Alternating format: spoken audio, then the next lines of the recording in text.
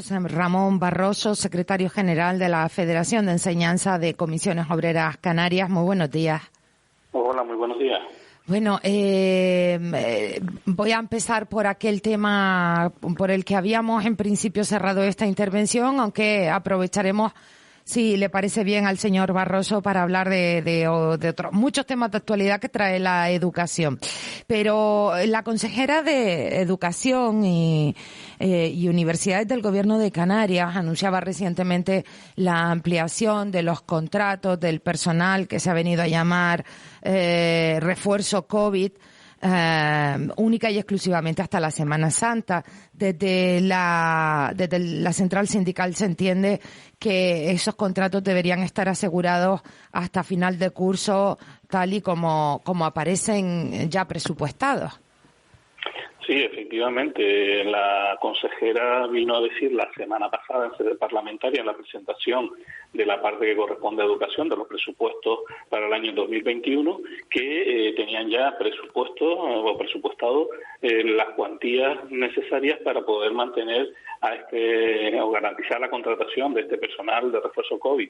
Sin embargo, pues el lunes en una comisión técnica el director general de personal vino a desmentirla diciendo que no, que lo que se había dicho realmente es que se iba a mantener hasta el segundo trimestre y que iban a seguir con las contrataciones trimestrales, olvidando por una parte que estamos hablando de personas con sus respectivas familias y que aquí en Canarias el tema de buscar pisos, porque normalmente están desplazados, es bastante complicado. Pues esta parte la obviamos, ¿no? Esto es un problema que no tiene evidentemente la administración, la tendrán los compañeros y compañeras que estamos hablando. Recordemos de 2.568 personas que están en esta situación, por tanto, una situación bastante complicada, cuando además hemos visto y hemos confirmado que en la ley de presupuesto, al menos en el anteproyecto de ley, cómo están esas partidas presupuestarias, concretamente en el capítulo 1, en educación infantil y primaria, se ha aumentado un 2,2% la partida presupuestaria, que es el 0,9% supuestamente previsto para el aumento salarial, pero también hay un tanto por ciento, un 1,3% añadido, que entendemos tiene que cubrir estas necesidades de refuerzo COVID. En el caso de secundaria y formación profesional se ha aumentado un 13,3%, estamos hablando de casi 80 millones de euros que se han aumentado en este caso, y en el caso del régimen especial y educación de adultos se ha aumentado un 8,5%, unos más de 3.600.000 euros. Todo esto nos lleva a pensar que efectivamente, estando en una situación de alarma, además, que creo que lo han olvidado, hasta el 9 de mayo del 2021, esta situación es imposible que se pueda hacer lo que pretende la Administración de echar abajo todos unos horarios y tener que reorganizar el centro nada más que para el último trimestre del curso 2020-2021. Habría que modificar los turnos de los alumnos, los grupos, los horarios, las funciones del personal docente, las tutorías, los equipos educativos, la preparación para la EBAU, las prácticas de formación en centros de trabajo, en fin, sería un desorden al final de curso que sinceramente nosotros no lo vemos ni lo entendemos. Estamos intentando que la Administración lo vea así y que efectivamente se produzca ya la tranquilidad para estas personas y sus familiares y que puedan estar tranquilos hasta el 30 de junio como mínimo, y evidentemente la tranquilidad del propio sistema educativo, que ya ha sufrido en este último tiempo pues bastantes problemas como para seguir dándole intranquilidad e inseguridad al sistema. Entienden que sería un completo trastoque. ¿Qué trabajo están haciendo este profesorado COVID? Hombre, pues mire usted, en el caso de educación secundaria es muy evidente, y formación profesional. Los centros han desdoblado grupos para reducir las ratios a 20 y mantener las aulas seguras, que por cierto, aquí me paro y quería poner en valor la gran labor que están llevando a cabo el profesorado, porque los centros siguen manteniendo la actividad docente ordinaria y presencial, y además en centros que están siendo totalmente seguros, porque las incidencias de la COVID está siendo prácticamente inapreciable. Por tanto, dicho esto, continúo. Estos compañeros se están dedicando principalmente a realizar esas clases que se están dando por la tarde en los centros de educación secundaria para poder albergar allí pues los bachilleratos y algunos ciclos de formación profesional. También durante las mañanas, pues ya digo, como se ha desdoblado algunos grupos porque se ha reducido la ratio en torno a 20 alumnos, pues se ha tenido que hacer esto, y en el caso de infantil y primaria pues están haciendo de refuerzo también para intentar que esas ratios sean menos o incluso para poder sustituir cualquier eventualidad que pueda existir en estos casos si algún compañero o compañera pues se ve afectado por esta situación, ¿no?, de la COVID-19. Seguimos hablando de la COVID-19 y acaba de hacer usted referencia a un apunte que es importante. Prácticamente la transferencia, por decirlo de alguna manera, de la COVID-19 en los centros escolares está siendo inapreciable en Canarias. Yo no sé si esto viene a contradecir a aquellos que se oponían a la vuelta a las aulas y a una educación eminentemente presencial. No, vamos a ver, nosotros siempre hemos mantenido, y al menos las opiniones que hemos escuchado en su momento, lo que decíamos era que no se podía volver a las aulas de manera presencial si no se podía garantizar que fuesen seguras, garantizando la seguridad como se está haciendo, no tanto por la implicación de la propia Consejería de Educación, sino precisamente por la implicación de compañeros y compañeras docentes y personal no docente también, que también los tenemos que poner en valor por su trabajo, pues evidentemente se está llegando a esta situación. Es cierto que la Administración ha hecho un esfuerzo económico para poner a este profesorado COVID y personal también de refuerzo en comedores escolares y demás, pero lógicamente el trabajo, el que se cumplan las normas, el que todo esté bien organizado en los centros y que se impida con todo ese trabajo la propagación de este virus en los centros educativos, pues está siendo el mérito no solo ya también de los profesionales, sino también del propio alumnado y la familia, que chacó, porque realmente los centros educativos en infancia y primaria los alumnos se están comportando como nunca. Eso nos lo dicen en todos los centros por los que hemos ido pasando, y sinceramente eso es un trabajo también que hay detrás de la familia muy importante. Por tanto, en este caso debemos, yo creo que felicitar a toda la comunidad educativa por el trabajo que se está haciendo para que al menos en los centros educativos no exista un problema más añadido a la gran situación y problemática económica que estamos sufriendo, y que las familias puedan hacer o ir a sus trabajos donde quedan y siguen habiendo trabajo, y bueno, podamos seguir de alguna manera manteniendo con un cierto nivel de estrés en el sistema económico, pero bueno, seguimos estando más o menos ahí funcionando.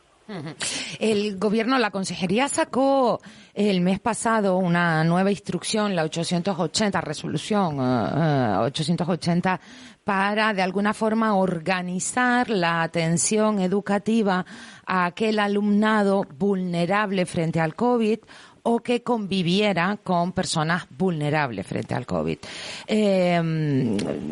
Con nosotros estuvo el director general de Innovación y Calidad Educativa, el señor Gregorio Cabrera, y nos explicaba que bueno, que era un trámite que en el plazo de 1 o 2 semanas se resolvía para que de forma telemática se pudiera prestar asistencia, o sea, formación a este alumnado.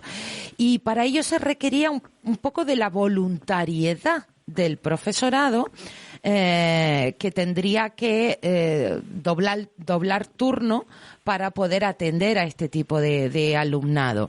¿Qué opinión tienen los docentes sobre este sistema articulado por el Ejecutivo?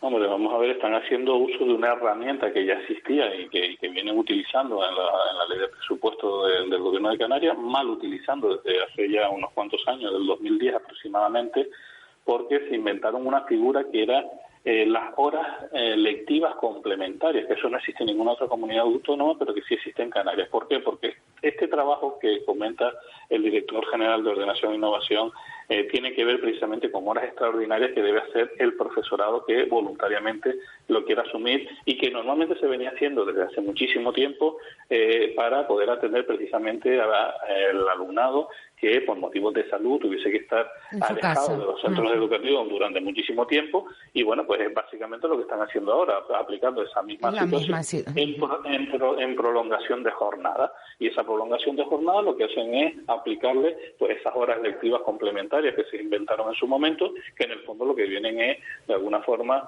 a devaluar las horas extraordinarias a pagar bastante menos por ella, y desde luego cuando no se tiene personal o no se tiene capacidad para la contratación, pues entonces nos vamos a utilizar ese sistema precario para, en este caso, una situación tan grave como la que estamos viviendo, pues compañeros que ya están realizando su jornada completa voluntariamente pues asuman muchas más horas y puedan atender a este alumnado. No creemos que sea la mejor solución, desde luego que para el alumnado en este caso y la familia pues no queda ahora mismo otra, y desde luego pues bueno, pues habrá entre comillas que agradecer que al menos se esté atendiendo al alumnado, pero hombre, entendemos que el caso es que no, el caso es que hay muchas solicitudes todavía sin contestar, y yo me pregunto si responde a que no hay profesorado que de forma voluntaria quiera asumir estas condiciones.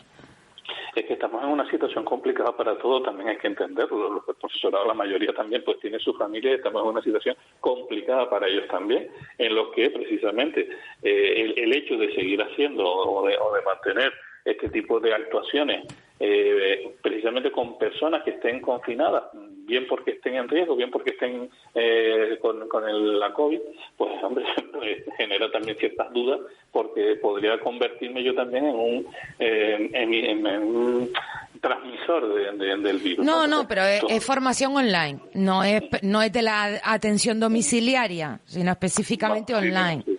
Vale, existen las dos, pero bueno, en este caso estamos hablando de la online. Bueno, en este caso, pues, evidentemente no habría ningún inconveniente entonces, porque claro, profesorado hay, pero es cierto que, bueno, que muchos también con las jornadas que tienen y la situación, pues también les cuesta el poderse presentar para esto. Claro, se lo digo porque hay casos de alumnado que todavía no han recibido, vamos, que no se les ha hecho ni una evaluación, y el curso empezó ahora mismo, hace 3 meses. Sí, que ya como mínimo tendría que haber tenido la evaluación, entre comillas, sin nota, que se llama, para ver un poco, situarse dónde está el alumno, claro, en qué nivel, qué ayuda necesitaría para este curso escolar, en fin, todo este tipo de cosas que, como bien dice, pues no han sido, en este caso, atendidas por parte de la Administración. Pues van con un gran retraso. Nosotros, pues, en este caso lo que hacemos es reivindicar que esto se solucione pronto y que se busque profesorado, si no lo hay en prolongación de jornada, pues de las listas de empleo, que se siga haciendo contrataciones, donde, pues miren, este mismo marco de refuerzo COVID, que la Administración continúa sin darle una cierta garantía de continuidad. Uh-huh. Vale, aunque el tema COVID está alrededor de todo, señor Barroso, va a parecer que intento cambiar de ritmo, pero no. Ley CELA. Ayer se aprobaba en el Congreso esa ley de modificación de la LOE, vamos por la 8ª, y aprobada con solo un voto de diferencia, sobre la media, sobre los 176 votos necesarios. ¿Qué opinión tiene usted de esta ley de modificación? Bueno, vamos a ver, nosotros hemos apostado siempre y seguimos abogando por ello. Deberíamos sentarnos toda la comunidad educativa con los partidos políticos que gobiernen en cada momento en este país, y llegar a un acuerdo por un gran pacto por la educación que nos diese cierta estabilidad y tranquilidad en el sistema educativo, cosa que por muchos años que pasen va a ser cada vez más difícil conseguir, máxime cuando estamos viendo que las leyes se están aprobando con estas votaciones tan ajustadas, ¿no? Pero también es cierto que nosotros fuimos muy críticos con la ley orgánica de mejora de la calidad educativa. Entendíamos que era una ley retrógrada y lo seguimos entendiendo, y por tanto sí veíamos la necesidad de que se produjese un cambio que pusiese al alumnado en el eje de la educación, del sistema educativo. En este caso la ley, la LOE, pretende hacer esto. Que es cierto que no es la ley que nosotros quisiéramos, creo que le faltan unas cuantas cuestiones que deberían haberse incorporado. Se mejora porque, bueno, se consiguen algunas cuestiones. Por ejemplo, se vuelve a reconocer la participación de la comunidad educativa, puesto que a los consejos escolares se les tiene como órganos de gobierno de los centros educativos, cuestión que se había perdido con la LONCE. Se eliminan esas famosas reválidas que lo que hacían era retrotraernos a años anteriores a la ley del 70. Pues hay un reconocimiento al principio de inclusividad de todo el alumnado, de la escolarización, y todo esto pues nos lleva a que exista un compromiso también para tener los materiales, los recursos, y tanto humanos como materiales, para que se hagan posible la atención a la diversidad, cuestión que la ley orgánica anterior también había desechado bastante. Entendemos que se hace un esfuerzo en toda esa línea, pero bueno, también tiene sus contradicciones y sus problemáticas, que estamos viendo cómo algunos colectivos pues están intentando pues sacar rédito de ellas, como es el ámbito de la enseñanza concertada, que lo único que se pretende es limitar un poco el avance que estaba teniendo la enseñanza concertada en muchas comunidades autónomas de nuestro país, y bueno, pues aquí se ha generado una guerra que tampoco la veo lógica, que se esté utilizando a los niños menores para la guerra que está manteniendo ahora mismo la patronal de la enseñanza concertada contra el gobierno. Creo que muchas veces nos pasamos unos y otros de vuelta. Y bueno, pues por se está refiriendo usted a usar a los niños para colgar lazos naranjas en los centros.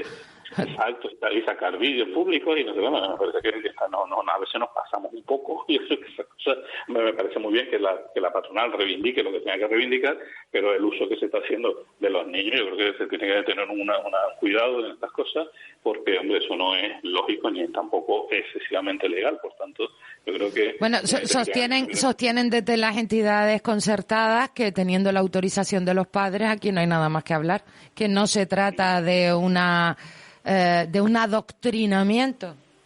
Hombre, pues nosotros estamos totalmente en contra de esa opinión. Entonces, es un adoctrinamiento en toda regla, y el que no lo vea, pues no lo quiera ver, pero luego es un adoctrinamiento incluso teniendo el consentimiento de los padres. Yo creo que los padres en este caso sí consienten este tipo de cuestiones. Hombre, no sé si habrán presentado su autorización para estas cuestiones en particular o para otras cuestiones que tendrían que ver más con el tema pedagógico del centro educativo. Eso también habría que analizarlo, porque yo no me creo que un padre, sabiendo de lo que estamos hablando, permita que estén utilizando a sus hijos de esa manera. Pero bueno, ya digo que se están generando una serie de debates que, bueno, pues de alguna manera están intentando llevar a contradicción la ley. Yo creo que la ley hay que ver lo bueno que tiene la ley. Para nosotros, ya digo, el hecho de que se suprima la LONCE es una buena noticia, y bueno, es verdad que nos faltarían cuestiones, por ejemplo, como las ratios. Las ratios no las toca esta ley. Nosotros entendíamos que solo habla de que se podrían modificar en zonas desfavorecidas, es lo único que... Claro, es la única referencia que se hace, pero no se habla de una manera global, que era lo que nosotros pretendimos y siempre luchamos por intentar meter con algunos grupos parlamentarios esa enmienda de que se hablase de las ratios, se aligerara de manera legal las ratios, disminuyendo la de las actuales ratios.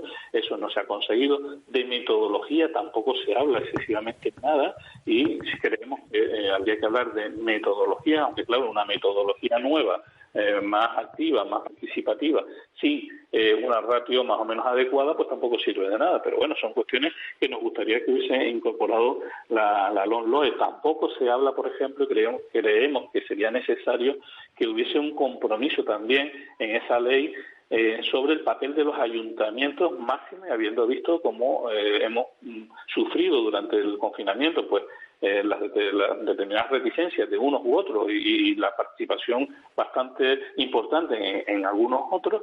Yo creo que se tendría que haber establecido pues una especie de regulación del papel de los ayuntamientos para la recuperación de ese derecho a la educación y el fortalecimiento de la equidad en los municipios. Sin embargo, de eso tampoco se habla prácticamente nada, se hace alguna alusión muy breve.